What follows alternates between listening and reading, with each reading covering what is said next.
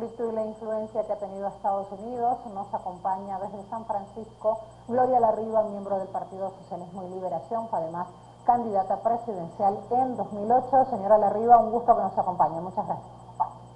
Buenas noches.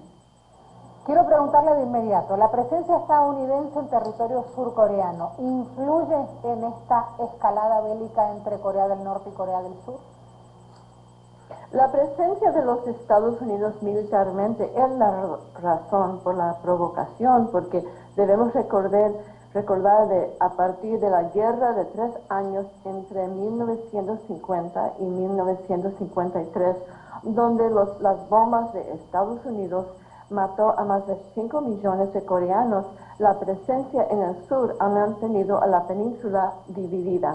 Entonces, las prácticas de esta semana pasada y anteayer, el sobrevuelo de aviones estratégicos estadounidenses que tienen capacidad de bombas nucleares es una no solo provocación, sino crece la situación muy grave en el país. Rusia y China, ¿qué papel tienen en esta crisis? ¿Tienen el peso político suficiente para ser escuchados en sus pedidos de diálogo? Pues quisiéramos que China y Rusia se mantuvieran fuertes a las amenazas de Estados Unidos contra Corea. Corea siempre ha estado bajo mucha presión de los países vecinos, aunque es Corea que es la víctima y Estados Unidos el provocador. Han habido negociaciones de paz, negociaciones, y siempre ha parado en el continuo bloqueo.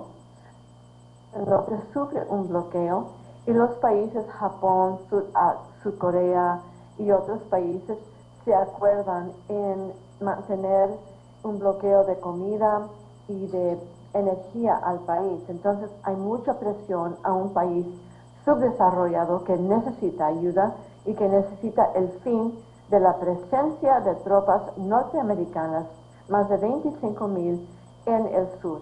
Es un gran peligro el hecho de que Estados Unidos está practicando con Corea muy cerca de Corea del Norte. Están practicando y un ensayo de lanzar bombas al país como una muy cerca a una guerra real.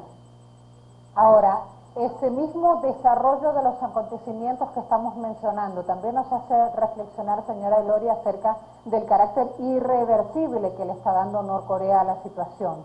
¿Ya se ha cruzado ese punto de no retorno en el conflicto? Bueno, ojalá que no, pero debemos saber que nunca ha habido un tratado de paz. A partir del fin de la guerra militar en 53, solo ha habido un armisticio, es decir, que se podría comenzar nuevamente una guerra militar. Yo fui a Corea del Norte en 1989 y yo vi un país totalmente nuevo, menos de 40 años de edad, porque los Estados Unidos había cubierto el país con bombas por 3 años y destruyó todo en el país. Y yo pasé por todo el país, la península, también he ido al sur, pero la gente siempre lloraba, muy emocionante, para querer la reunificación de su patria. Y al fin yo fui a Panmunjom, cerca de la frontera, y un militar norcoreano me dijo: tú has visto todo nuestro país, lo que hemos creado.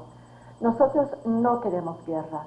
Pero yo creo que lo que está haciendo el norte es diciendo: hemos visto lo que pasó en Libia, en Irak, lo que quieren hacer en Siria, en Irán, y no van a bajar la guardia, no van a dejar de crear bombas hasta nucleares para poder defenderse. Han visto que Irak y Libia se desarmaron y entonces estaban en una posición muy débil y dispuestos a ser totalmente destruidos. Entonces yo ojalá que no haya una guerra, pero lo que hay para nosotros en Estados Unidos es decir a este gobierno que deje de estas agresiones, injerencias a otros países, incluso al país más bajo amenaza de guerra en este momento, Corea del Norte.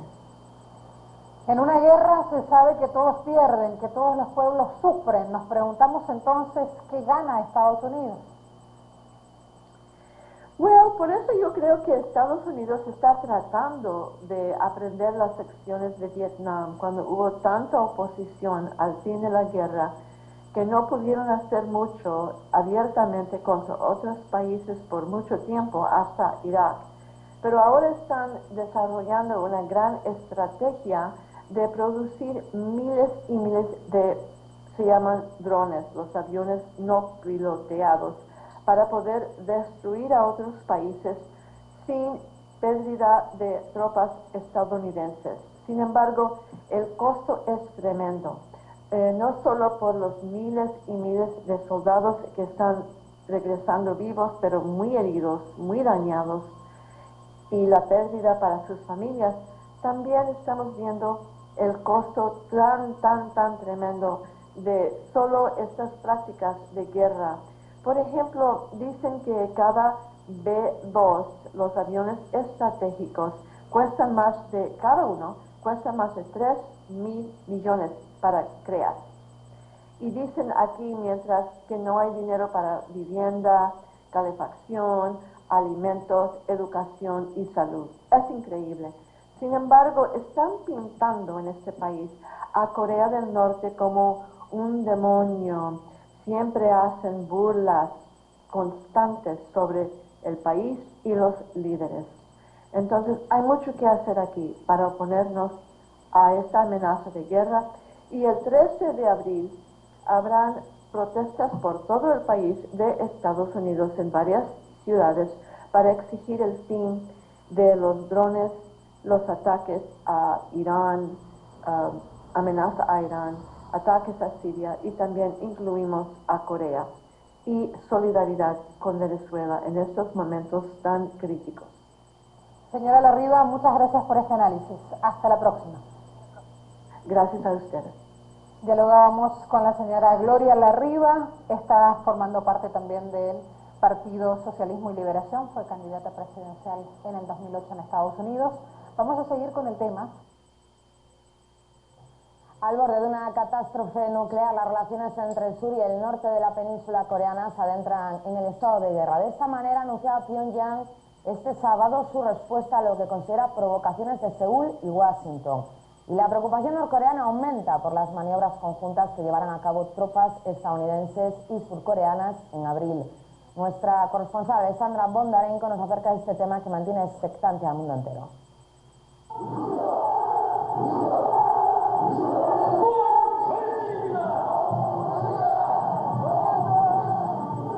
La retórica militar entre el norte y el sur de la península coreana se escuchó durante toda la semana, iniciándose con esta marcha en Pyongyang, en la que participaron miles de personas, y terminando con las declaraciones oficiales disparadas a través de la televisión local. Así llegó el punto de ebullición. A partir de este momento, las relaciones norte-sur se encuentran en estado de guerra. Todos los asuntos que surjan entre el norte y el sur se tratarán acorde a las regulaciones del tiempo de guerra. El estado de ni paz ni guerra ha terminado en la península coreana. El mensaje tuvo el efecto de una bomba. La reacción fue inmediata. Seúl afirmó que esta declaración se enmarca en una serie de amenazas y provocaciones, ya que habían sido realizadas por Pyongyang con anterioridad. El Consejo de Seguridad de la ONU expresó sus preocupaciones afirmando que Corea del Norte debe mantener la calma. Y mientras Estados Unidos condenaba la declaración, indicando que tomaba en serio el anuncio, Rusia instaba a las partes del conflicto a tomar la máxima responsabilidad para que no se sobrepasara el punto de no retorno. Es que podemos perder el control de la situación. Se convertirá en un círculo vicioso. Creemos que no hace falta ejercitar el músculo militar y utilizar la situación como pretexto para lograr algunos objetivos geopolíticos mediante medios militares en la región, sino que deben concentrarse en aquello a lo que insta el Consejo de Seguridad. La península coreana vive una situación de inestabilidad política desde hace más de 60 años, cuando terminó la guerra que la dividió en dos estados. La nueva espiral de tensión se produjo el febrero pasado con los ensayos de misiles balísticos y una prueba nuclear de Corea del Norte. Pero lo que detonó el empeoramiento de la situación fueron las maniobras a gran escala que realizaron tropas estadounidenses y surcoreanas, en una zona donde se ubican además sus bases militares. Y como señala el gobierno norcoreano, la llegada a la región de los bombarderos estadounidenses B-2 capaces de transportar armas nucleares fue el motivo para que Pyongyang endureciera su postura hacia Seúl y Washington. El envío de los cazabombarderos B-2 tiene dos objetivos. Uno de ellos es demostrar a Seúl el apoyo de Washington. El otro viene a demostrar que la inmediatez de reacción de Pyongyang es una mentira. Los norcoreanos tienen pocas opciones de respuesta. Y con acciones semejantes, Estados Unidos no instiga a Corea del Norte a cambiar, sino que esa imagen de sucursal del infierno es muy positiva para la parte estadounidense. Tras la emisión del anuncio de estado de guerra con su vecino sureño, la atención de todas las discusiones se centró en el rango de alcance de los misiles norcoreanos capaces de llegar a Seúl. Pero Pyongyang dispone además de otros armamentos que serían suficientes para impactar sobre la costa oeste de Estados Unidos o en dirección opuesta hacia el continente euroasiático o incluso África. Si existe una invasión, aunque sea, y vuelvo a decir, de una pequeña franja de territorio norcoreano, se produciría esta respuesta. Y esta respuesta podrían ser misiles tácticos nucleares que lo que harían sería anular todas las bases norteamericanas en el Pacífico, no solo en Corea del Sur, sino en Japón o en la isla de Guam. Así que esto está todo listo y preparado a la espera por si sucediera ese tipo de agresión. Ante tal escenario, muchos analistas ya han expresado sus preocupaciones, señalando que si finalmente se produce un conflicto abierto, las consecuencias serían catastróficas, no solo para los actores directos, sino que para todo el mundo. Un conflicto en las Coreas sería un conflicto catastrófico para todo el mundo. Corea del Sur es una de las principales potencias económicas en el mundo, y en la medida que un conflicto entre las ambas Coreas se desarrolle en este momento, lo van a sentir todos los países y los países desarrollados de igual forma. Las consecuencias van a ser nefastas para toda la economía mundial. Subiendo un nuevo peldaño, la tensión entre las partes implicadas en el conflicto parece aproximarse a su auge, pero mientras unos siguen ejerciendo presión sobre Corea del Norte, los expertos apuestan por el diálogo como la única salida a esta situación. Alexandra Bondarenko, RT. Tras haber anunciado el estado de guerra, el líder norcoreano Kim Jong-un justifica la ampliación de su arsenal de defensa para hacerle frente a las amenazas extranjeras en contra de su país. El mandatario aseguró además que ya están listos para defender el territorio norcoreano por mar y tierra. Así lo aseguró durante la sesión plenaria del Partido de los Trabajadores de Corea del Norte, que se reúne este domingo en Pyongyang por primera vez desde septiembre de 2010.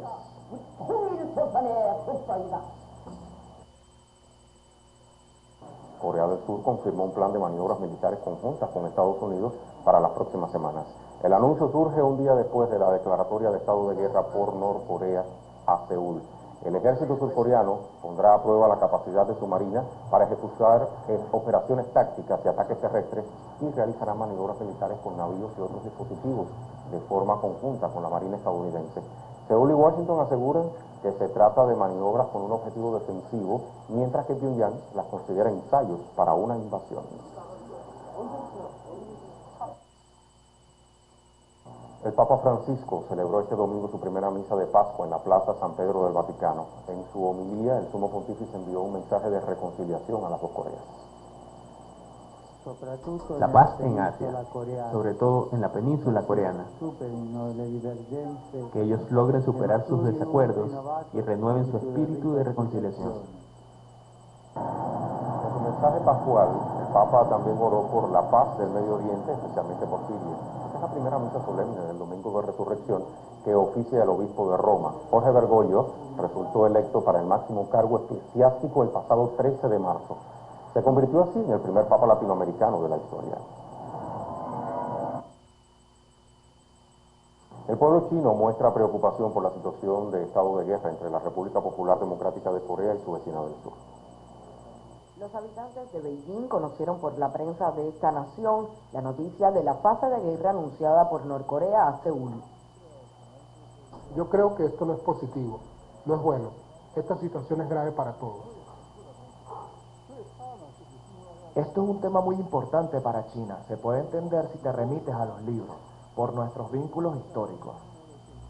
El gobierno chino dijo que es necesario esfuerzos comunes para distender la situación y que la paz y la estabilidad en la península coreana es algo beneficioso para todos. Pienso que este es un problema que concierne a todos en el mundo. Todos los países del mundo deben prestar atención a lo que está sucediendo. Beijing es el principal aliado de Pyongyang, su principal socio comercial y con históricas relaciones diplomáticas. Sahaya Tayo, Telesur, China. El analista del movimiento antiguerra Brian Becker explicó que Washington tiene un interés geopolítico en el conflicto entre Corea del Norte y Corea del Sur.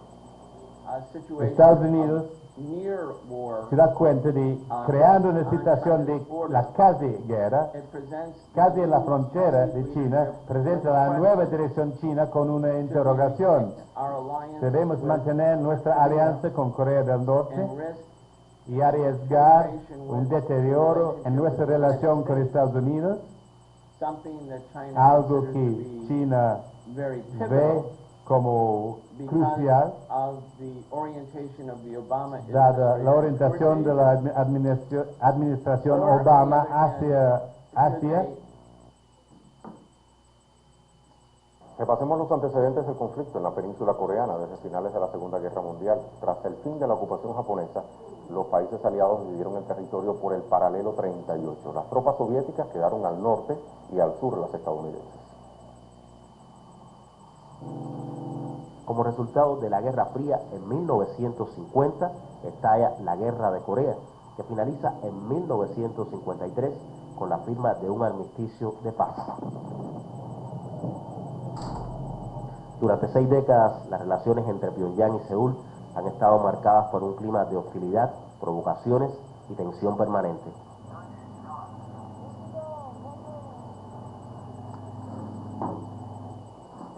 En 1992, ambas naciones firman una declaración conjunta sobre la desnuclearización de la península. El 26 de marzo de 2010, en el Mar Amarillo, se hundió la fragata militar surcoreana Cheonan. 46 de los 104 marineros a bordo murieron. Seúl acusó a Pyongyang de la destrucción de la nave, mientras Corea del Norte aseguró que la investigación del caso fue falsificada. El 17 de diciembre de 2011 murió el líder norcoreano Kim Jong-il. Su hijo menor, Kim Jong-un, fue nombrado sucesor. El 12 de febrero de 2013, Corea del Norte realizó su tercera prueba nuclear. En respuesta, el 7 de marzo, el Consejo de Seguridad de Naciones Unidas adoptó la resolución 2094 con nuevas sanciones. El 5 de marzo, Corea del Norte puso fin al acuerdo del armisticio firmado en 1953. El 26 de marzo, Pyongyang dijo estar listo para atacar a Corea del Sur, así como las bases de Estados Unidos en Islas Guam, Hawái y la parte continental de la nación norteamericana. El 27 de marzo, Corea del Norte decidió romper la línea directa militar de comunicación con Seúl. El 29 de marzo, Estados Unidos desplegó bombarderos B-2 con capacidad nuclear sobre la península coreana. El conflicto y la influencia que ha tenido Estados Unidos nos acompaña desde San Francisco Gloria Larriva, miembro del Partido Socialismo y Liberación, fue además candidata presidencial en 2008. Señora Larriva, un gusto que nos acompañe. Muchas gracias. Buenas noches. Quiero preguntarle de inmediato, la presencia estadounidense